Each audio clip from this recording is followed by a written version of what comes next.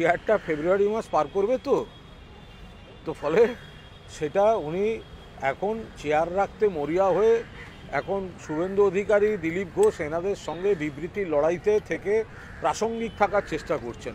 সুকান্ত মজুমদার জানেন তাঁর সভাপতির চেয়ার ফেব্রুয়ারি মাস গড়াবে কিনা এখনও ঠিক নেই। ফলে এই তীব্র প্রতিযোগিতায় অসংলগ্ন বিবৃতি দিয়ে তৃণমূলকে অকারণ আক্রমণ করে উগ্র বিবৃতি দিয়ে তিনি লড়াইতে থাকার চেষ্টা করছেন। বাগুইয়াটির প্রমোটারকে নিরাপত্তা দিল কলকাতা হাইকোর্ট। অভিযোগ কাউন্সিলর সমরেশ চক্রবর্তী তাকে প্রাণে মারার হুমকি দিয়েছিল। দেখুন, এটা তো যদি আদালতের বিষয়, এই নিয়ে তো কোনো মন্তব্য করতে পারবো না। এটা তো সম্পূর্ণভাবে আদালতের বিষয়। তো আদালতের বিষয়ে যে কোনো ব্যক্তি আদালতে যেতে পারেন, আদালত তার বক্তব্য জানাতে পারেন। তো ফলে এই বিষয়ে রাজনৈতিক কোনো মন্তব্য, এটা দলের তরফে রাজনৈতিক কোনো মন্তব্য কিছু নেই। কুণালদা, আজকে এসএফআই প্রেস কনফারেন্স করে জানাচ্ছে যে তারা বিকাশ ভট্টাচার্যের গতকালে সুপ্রিম কোর্টে যে সওয়াল, তার বিরুদ্ধে তারা রাস্তায় নাম। দেখুন, এটা তাদের সমস্ত নিজেদের বিষয়। এটা তার বিরুদ্ধে মানে তাদের কি বক্তব্য, কার বিরুদ্ধে? বিকাশ রঞ্জন ভট্টাচার্য বলেছিলেন গোটা প্যানেল ক্যান্সেল করতে হবে। হ্যাঁ, এসএফআই যেটা বলছে যে গোটা প্যানেল কেন ক্যান্সেল হবে, যারা ইতিমধ্যে যোগ্য। অ্যাকচুয়ালি যারা, যেটা আমরা বারবার বলছি, যেটা মুখ্যমন্ত্রীও বারবার বলেছেন, যে কোথাও কোনো ভুল বা অনিয়ম কিছু থাকলে সেটা রেকটিফাই করে বাকিরা যেন চাকরি পায়। ইতিমধ্যেই বহু ক্ষেত্রে সেই বিষয়গুলো শুরু হয়ে গেছে।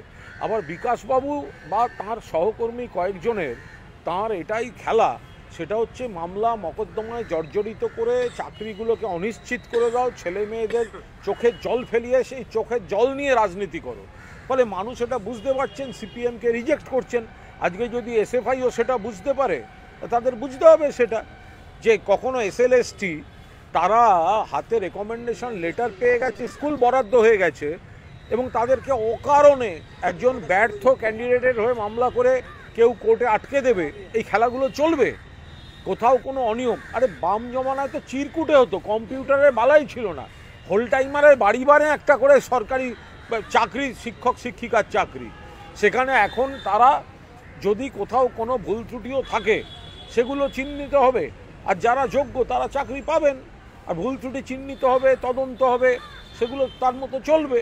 তো সেখানে বিকাশবাবুদের উদ্দেশ্য, সিপিএমের উদ্দেশ্য হচ্ছে গোটা প্যানেল বাতিল করো, বন্ধ করে দাও, চাকরি আটকে দাও, এই দিয়ে তারা রাজনীতি করতে চান।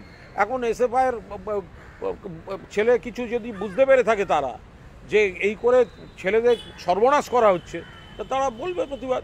কুণালদা, আরজি করে ডিজিজ ফ্যামিলি নিয়ে আপনি যে স্টেটমেন্ট দিয়েছিলেন, ওতে প্রয়াত সাংসদ তাপস পালের স্ত্রী নন্দিনী মুখোপাধ্যায় তিনি ফেসবুকে কমেন্ট করেছেন।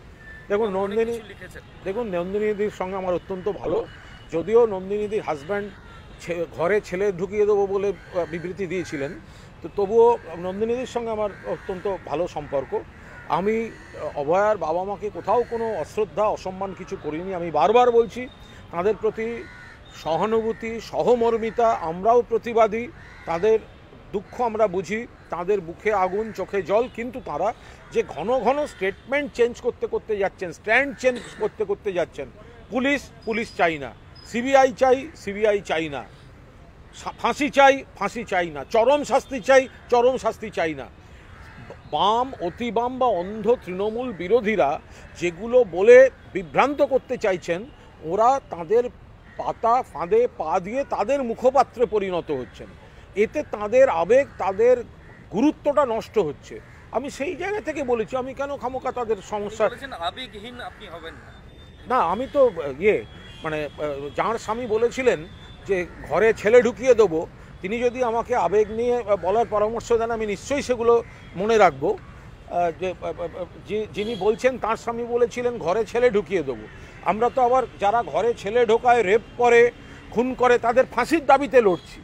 তো সুতরাং যদি কেউ আমার কোনো প্রিয় বৌদি বলে থাকেন যে আমি রূঢ়, আমি পরিষ্কারভাবে বলতে চাই আমি একটুও রূঢ় নই। এখন কাहीं पे নিগাহে কাहीं पे নিশানা, ওনার যদি অন্য কোনো দুঃখ থাকে, অন্য কোনো রাগ থাকে, সেটা আমার উপর দিয়ে চালানোর জন্য আমার মনে হয় সেটা ঠিক হচ্ছে না। আমি খুব স্পষ্টভাবে বলছি যে আমি অভয়ার বাবা মাকে শ্রদ্ধা করি, তার প্রতি পূর্ণ সহমর্মিতা আছে, কিন্তু তারা যদি ঘন ঘন এইভাবে চেঞ্জ করেন, প্রথমে বললেন পুলিশ, তারপর বললেন কোর্টে গিয়ে সিবিআই চাই, তারপর বললেন সিবিআই চাই না, লোয়ার কোর্ট ট্রায়াল কোর্টে তাদের আস্থা নেই, তারা সুপ্রিম কোর্টকে বিশ্বাস করবেন না, তারা কলকাতা পুলিশকে বিশ্বাস করবেন না, তারা সিবিআইকে বিশ্বাস করবেন না, তারা যেদিনকে দোষী সাব্যস্ত হবেন সেদিনও বলবেন চরম শাস্তি চাই, আর চরম শাস্তি না হলে যখন আমরা বলবো চরম শাস্তি চাই তখন তারা বলবেন চরম শাস্তি চাই না। এর পেছনে কি রহস্য? কেন স্ট্যান্ড চেঞ্জ করছেন? কেন বিরোধীদের মুখপাত্র হয়ে কথা বলছেন? আমি তো সেটাও বলেছি, এর মধ্যে অসম্মানের কিছু নেই। অকারণে এতদিন বাদে এসে যদি মুখ্যমন্ত্রীর ইস্তফা দিয়ে সেখানেও বুলি আওড়ান, তা আমি কি পায়ে হাত দিয়ে প্রণাম করে রসগোল্লা খাবো নাকি? আমি তো আবার বলছি, তারা দুদিন বাদে দেখবো যেভাবে তারা সঞ্জয়ের প্রতি স্নেহশীল হয়ে উঠছেন, তাদের মেয়েকে ধর্ষণ খুন করেছে, দুদিন বাদে দেখবো প্রেসিডেন্সি জেলে সঞ্জয়ের ছেলে কম্বল আর শীতবস্ত্র পাঠাচ্ছেন, কখনো দেখবো জেলে আপেল কমলালেবু এসব পাঠাচ্ছেন সঞ্জয়ের শরীর ভালো রাখার জন্য। তারা যেভাবে সঞ্জয়ের পাশে দাঁড়াচ্ছেন এর পেছনে বড় রহস্য আছে। বলছি যে মদন মিত্র উনি বলছেন যে উনিও একই কথা বলছেন, অভয়ের বাবা মার প্রতি আমার শ্রদ্ধা, বলছে সামনে অনেক বাই ইলেকশন আছে, কিন্তু কোথাও কোনো দাঁড়াবে টাকা কি? লাগবে কি, কম্পেনসেশনের টাকা লাগবে, তাহলে বলুন সরকার দেবে, মানুষ দেবে, আমরা দেব। কারণ অনেকে বলছেন যে বেদনা হতো তার বাবা মা, সেখানে এই টাকা লাগবে, এভাবে রূঢ় আক্রমণ করা হচ্ছে। কোথায় রূঢ় আক্রমণ হয়েছে? মদন মিত্র কোথায় রূঢ় আক্রমণ করেছেন? যদি কারোর মনে হয় যে ক্রমাগত স্টেটমেন্ট চেঞ্জ হচ্ছে, ক্রমাগত স্ট্যান্ড চেঞ্জ হচ্ছে, ক্রমাগত তাদের অবস্থান বদল হচ্ছে, ধর্ষক খুনিকে ধরলো তো সেই মমতা ব্যানার্জি কলকাতা পুলিশ ধরলো তো, সিবিআই তদন্ত করেও কি হলো? সেই তো মেন অ্যাকিউজ, সেই তো দোষী বলে প্রমাণ হলো। তো তাহলে এরা কোনো কিছু মানবেন না, আর শেষে বলছেন মুখ্যমন্ত্রীকে জড়াচ্ছেন। তো তাহলে যারা তৃণমূল কংগ্রেস সৈনিক, যারা মমতা বন্দ্যোপাধ্যায়ের সৈনিক, পূর্ণ সহমর্মিতা জানিয়েও তাদের এই আক্রমণ, বিরোধীদের মুখপাত্র হয়ে যেভাবে তারা তাদের আবেগকে ব্যবহৃত হতে দিচ্ছেন রাজনৈতিকভাবে, তো তার প্রতিবাদ্য হবে। তারা যদি কড়া স্টেটমেন্ট করেন রাজনৈতিকভাবে, তারা যদি তাদের মেয়ের ধর্ষক এবং খুনির বিরুদ্ধে কড়া স্টেটমেন্ট করেন 100 বার সমর্থন, কিন্তু তারা যদি তার আড়ালে রাজনৈতিক কড়া স্টেটমেন্ট করেন তার উত্তর রাজনৈতিকভাবেই যাবে।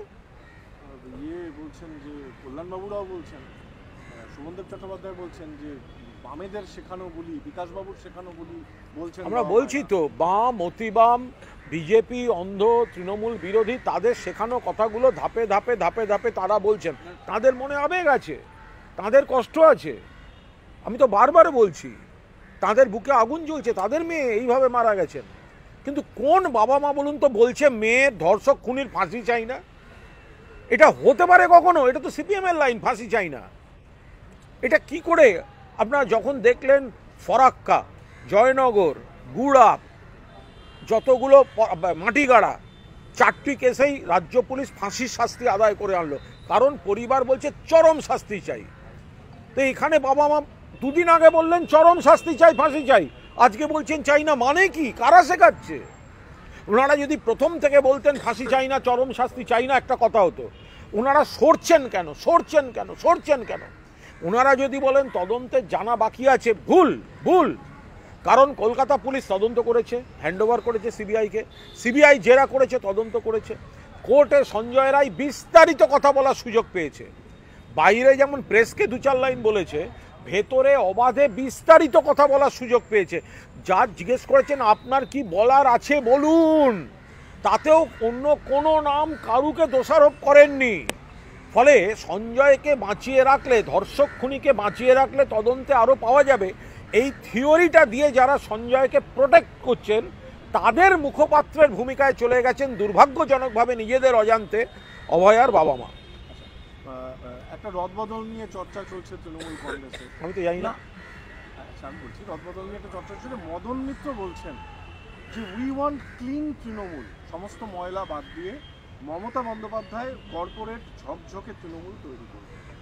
দেখুন, এটা দলের সম্পূর্ণ অভ্যন্তরীণ ব্যাপার, সাংগঠনিক বিষয়।